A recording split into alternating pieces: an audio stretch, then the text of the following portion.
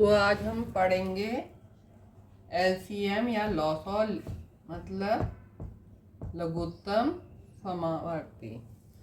तो इसमें क्या होता है, हम वो नंबर होगा जो हमें नंबर दे रखे उनको वो पूरे ढंग से डिवाइड हो जाएगा। अब जैसे हमारा है 264, अब हम एक ऐसा नंबर निकालेंगे छोटे से छोटा जिससे ये वो डिवाइड हो जाए इन तीनों से, जैसे 2 1 are 2, 2 3 are 6 और 2 2 are 4। अब हम इसे 2 से डिवाइड करेंगे, 1 3 और 1, फिर 3 से 3 1 1 1। तो इसका एलसीएम होगा 2 2 या 4, 4 3 या 12, 2 इंटू 2 इंटू 3 हो गया। तो इसका एलसीएम हो गया 2 इंटू 2 इंटू 3, कितना हो जाएगा 2 2 या 4, 4 3 या 12।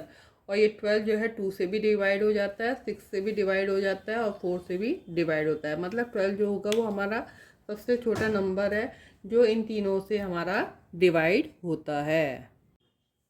3 गिरजाघरों की घंटियां 10 12 और 15 मिनट के अंतराल मतलब डिफरेंस में बजती है। और गिरजाघरों का मतलब क्या होता है, चर्च। तो एक गिरजाघर है, एक चर्च है और वहाँ में 3 घंटियाँ, एक 10 मिनट बाद बज रही है, एक 12 मिनट बाद और एक 15 मिनट बाद। और यदि वो तीनों घंटी 8:30 बजे सुबह बजती है तो वो फिर कब बजेगी। तो ऐसे प्रश्नों में हम क्या करते हैं, जो भी हमें उनका अंतराल दे रखा है डिफरेंस, उनमें उनका हम एलसीएम ले लेते हैं। तो हमने इसका एलसीएम ले लेते हैं। तो ये 2 से हो रहा है, 2 5 are 10, 2 6 are 12 और ये 15। अब 3 से कर लेते हैं, 5 3 2 are 6 और 3 5 are 15। अब 2 1 5 और ये 5, फिर 5 से हो रहा है 5 1 1 1।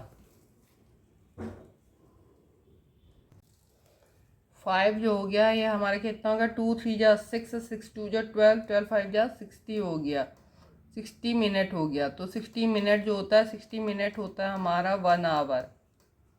तो इसका मतलब 1 घंटे बाद वो फिर बजेगी। तो अभी 8:30 हो रहे हैं, तो इसके 1 घंटे बाद वो फिर बजेगी। तो इसका मतलब ये हो गया 9:30 में वो फिर से बजेगी। और वो कौन सा टाइम होगा, यहाँ अगर AM है तो यहाँ भी अभी 9 ही बज रहे हैं, 12 तो बजा नहीं है, तो ये भी AM ही होगा। छोटी से छोटी संख्या जो 42, 98 और 70 से भाग होती है। तो मैंने बताया था आपको कि जब ऐसे सवाल करने होते हैं तो हमें एलसीएम निकालना होता है। तो हम 42, 98 और 70 का एलसीएम निकालेंगे। सबसे पहले हम छोटे नंबर 2 से डिवाइड कर लेते हैं। 2 2 जा 4 और 2 1 are 2, 2 4 are 8, 2 9 are 18 और 2 3 जा 6 और 2 5 जा 10। अब देखिए ये 3 से करते हैं हम, 3 7 are 21, ये 49 ऐसे ही रहेगा और 35 भी ऐसे ही रहेगा।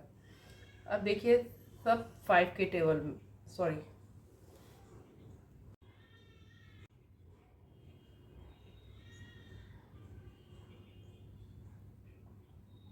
अब देखिए सब 7 के टेबल में है। 7 1 are 7, 7 7 are 49 और 7 5 are 35।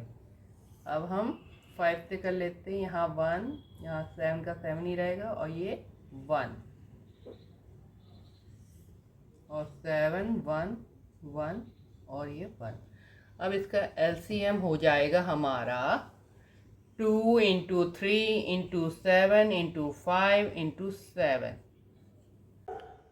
तो अब हम इसमें क्या करेंगे, 2 3 या 6 हो गया, इंटू 7 इंटू 5 इंटू 7।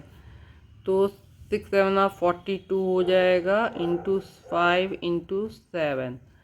अब 5 2 10 हो गया और 5 4 20, 21 इंटू 7 हो जाएगा।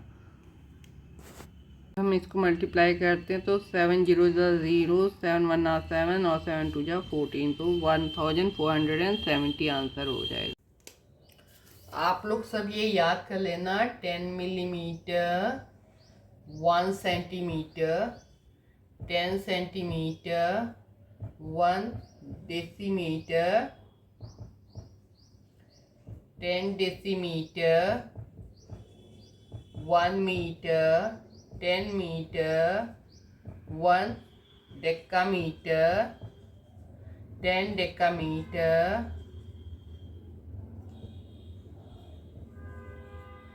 1 हेक्टोमीटर, 10 हेक्टोमीटर, 1 किलोमीटर। अब जैसे यहाँ मीटर है, मीटर कपड़े नापने के लिए होता है, लंबाई नापने के लिए होता है। अगर लीटर होगा तो हम लिख देंगे 10 मिलीलीटर, 1 सेंटीलीटर, एल लिख देंगे एन की जगह। अब लीटर जो होता है पानी या द्रव्य चीज़ों को नापने के लिए होता है। ग्राम, ग्राम वजन नापने के लिए होता है। अगर वो होगा 10 milligram, 1 centigram, 10 centigram, 1 decigram, 10 decigram, 1 ग्राम, 10 ग्राम, 1 decagram, 10 decagram, 1 hectogram, 10 hectogram, 1 kilogram. अब ये तो आप याद कर लेंगे, ठीक है। अब इसको जब हमको कन्वर्ट करना होता है, मतलब इसको बदलना होता है, उसके लिए हम इसे इस ढंग से लिखेंगे तो हमें जल्दी याद होता है। Millimetre,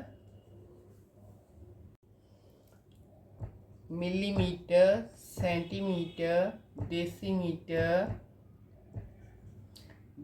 metre, decametre, hectometre, kilometre, ठीक है। अब जैसे हमें ये देखना है, और इन सब के बीच में कितना है, 10-10 का फासला। कितने का है, 10-10 का। ऐसा है कि जब 10 मिलीमीटर होगा तो वो 1 सेंटीमीटर होगा, 10 सेंटीमीटर होगा तो 1 डेसीमीटर होगा, 10 डेसीमीटर होगा तो 1 मीटर होगा, 10 मीटर होगा तो 1 डेकामीटर होगा, और 10 डेकामीटर होगा तो 1 हेक्टोमीटर होगा, 10 हेक्टोमीटर होगा तो 1 किलोमीटर होगा। अब मुझे अगर देखना है कि 1 मीटर में कितने सेंटीमीटर है, तो मैं यहाँ मैं 1 लिखूँगी और यहाँ मैं 0 लिख दूँगी। तो 1 मीटर में 100 सेंटीमीटर होते हैं। अब मुझे देखना है 1 किलोमीटर में कितने मीटर होते हैं, तो यहाँ से लेके यहाँ तक का, यहाँ मैं किलोमीटर में 1 लिखूँगी और बाकी जगहों में 0। तो 1 किलोमीटर में 1000 मीटर होते हैं। अगर मुझे दिया है कि 5 किलोमीटर को सेंटीमीटर में चेंज करना है, ठीक है। यहाँ सेंटीमीटर है, यहाँ किलोमीटर है, तो मैं लिखूँगी, पहले तो इसको चेंज कर लूँगी। यहाँ में 0, यहाँ 0, यहाँ 0, यहाँ 0, यहाँ 0। तो ये कितने हो गए, यूनिट, टेंस, 100, 1000, 10,000, लाख। तो 1 लाख होते हैं। तो हमारा ये कितना हो जाएगा, अब इसको इससे मल्टीप्लाई कर देंगे तो ये हो जाएगा 5 है तो 5 लाख हो जाएगा। तो 5 लाख सेंटीमीटर हो जाएंगे।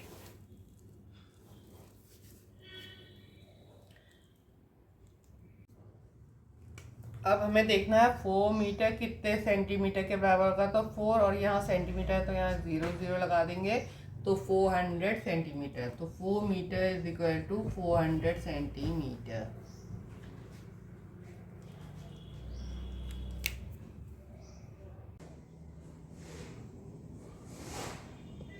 मेरे पिता, मेरी छोटी बहन और मैं एक बड़े पिकनिक मनाने एक पार्क में गए।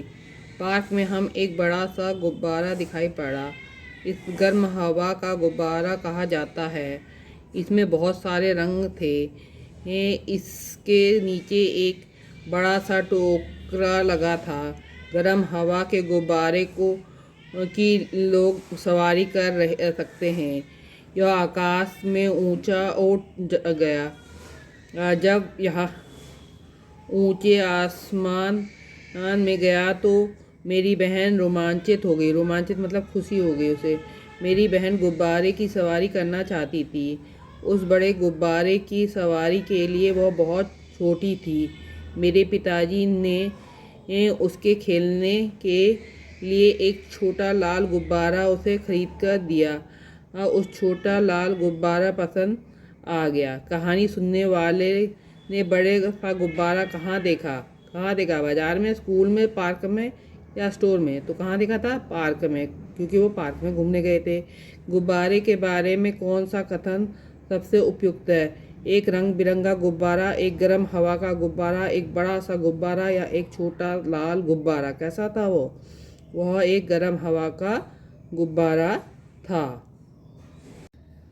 बहन गर्म हवा के गुब्बारे में क्यों नहीं बैठ सकी? गुब्बारा बहुत छोटा था, वह बहुत छोटी थी। गर्म हवा के गुब्बारे में भीड़ थी।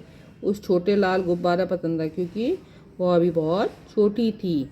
पिता ने लड़की के लिए एक छोटा लाल गुब्बारा क्यों खरीदा? वह रो रही थी, वह गर्म हवा के गुब्बारे की सवारी नहीं कर सकती थी। लाल गुब्बारे को देखकर वो रोमांचित हो गई थी, या सबसे सस्ता गुब्बारा यही मिला था क्योंकि वो क्या थी? वह गर्म हवा। रोमांचित शब्द का अर्थ क्या है? भयभीत होना, उत्तेजित होना, रुचिकर होना या जिज्ञासु होना। क्या हो जाते हैं? उत्तेजित हो जाना।